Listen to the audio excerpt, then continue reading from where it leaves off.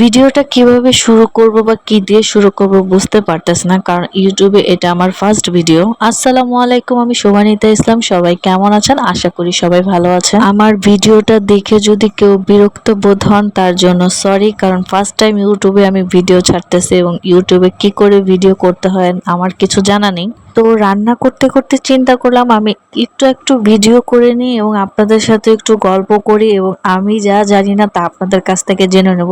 অবশ্যই আপনারা কিন্তু আমাকে কমেন্ট করে জানাবেন। এইখানে আমি লাউয়ের ছিলকা ভাজি করতেছিলাম। আজ আমি রান্না করব লাউয়ের ছিলকা ভাজি, লাউ দিয়ে চিংড়ি মাছ। আর যেহেতু রোজা ছিলাম, 6 রোজা, সো তার জন্য আমি ইফতারি একটু কিছু বানাবো। আমি জানি আমার ভিডিওটা দেখতে আপনাদের খুব বিরক্ত হবে, কারণ ভিডিওটা অনেকটা কোয়ালিটিফুল না। ইউটিউবে ভিডিও করতে গেলে লম্বালম্বি মনে হয় ভিডিও করা যাবে না। যদি লং ভিডিও আমি দিই, আমার মনে হচ্ছে ইউটিউবে ভিডিও ছাড়তে গেলে আমাকে মোবাইলটা একটু মানে পাথালি বলে কি ভিডিও করতে হবে। এখানে আমার লাউয়ের ছিলকা ভাজি মোটামুটি আমার হয়ে গেছে। এখন আমি কাঁচামরিচ দিয়ে দিছি, তো আরেকটু ভাজা ভাজা করে তারপর ধনেপাতা দিয়ে আমি নামিয়ে ফেলবো। পাশের চুলে আমি দিয়ে দিয়েছিলাম লাউয়ের মশলাগুলো কষানোর জন্য। তো মশলা কষে আসছে, তার মধ্যে আমি চিংড়ি মাছটা দিয়ে একটু ভালো মতন কষাই নিচ্ছি। তো চিংড়ি মাছটা কষে আসার পর তারপরে এটার মধ্যে আমি লাউগুলো দিয়ে দিচ্ছি। লাউটা অনেক সুন্দর ছিল এবং অনেক কচিও ছিল। আমার এক্সট্রা কোনো পানি দিতে হয়নি লাউটা রান্না করার সময়। কষানোর মধ্যেই লাউটা মোটামুটি সিদ্ধ হয়ে গেছিল। সম্পূর্ণ লাউটা দিয়ে তারপর আমি ভালো মতন কষায় নেব। ওই তো তখনই আমি বললাম লাউটা রান্না করার সময় আমি কোনো এক্সট্রা পানি দেইনি। লাউর থেকে যে পানিটা উঠছে সেটা দিয়ে আমি রান্না করা শেষ করছি লাউটাকে।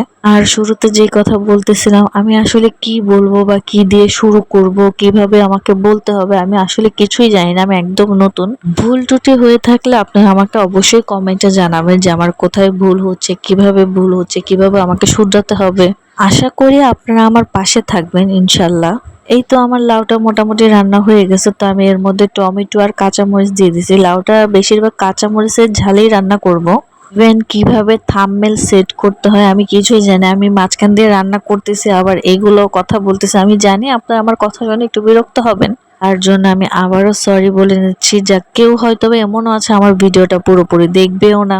এই তো দুপুরে রান্না বান্না শেষ করে তারপর আমি ইফতারি একটু বানিয়ে নিয়েছিলাম। আমি আলুর ডিম চপ বানাবো। অ্যাকচুয়ালি আমরা ডিম চপের মধ্যে তেঁতুলের চাটনি ইউজ করি। ডিম চপ বানাই বা আলুর চপ বানাই, আমরা এটার মধ্যে একটু তেঁতুলের চাটনি ইউজ করি, তাহলে খেতে একটু মজা লাগে, স্বাদটা একটু অন্যরকম লাগে। যেহেতু আমি 6 রোজা ছিলাম তার জন্য বেশি কিছু ভেজাল করিনি, জাস্ট শুধু আলুর মানে ডিম চপই বানাইছি। আর চপ কিভাবে বানাতে হয় সেটা তো আপনারা খুব ভালোভাবে জানেন, কারণ আপনারা আমার থেকে অভিজ্ঞ বেশি। তো আমার আপনার থেকে শেখার অনেক কিছু আছে। এই তো লম্বা লম্বা করে আমি চপগুলো বানিয়ে ফেলছি। তো কিছু চপ আলুর রয়ে গেছিল, তো এটা দিয়ে আমি আলুর চপ বানিয়ে ফেলছিলাম, ডিম শেষ হয়ে গেছিল বিদায়। এই তো চপগুলো সব বানিয়ে তারপরে আমি এটা রেখে দিছি। যেহেতু দুপুর টাইম আমি এখন বানাবো না, সো আমি বিকালে বানাবো আসর নামাজের পরে। তো এখন বানিয়ে আমি রেখে দিছি যাতে আমার বিকেল বেলা ভেজাল করতে না হয়। সো তারপরেই তো বিকেল বেলা আমি নামাজ টামাজ শেষ করে তারপরে এগুলাকে ভেজে নিচ্ছি।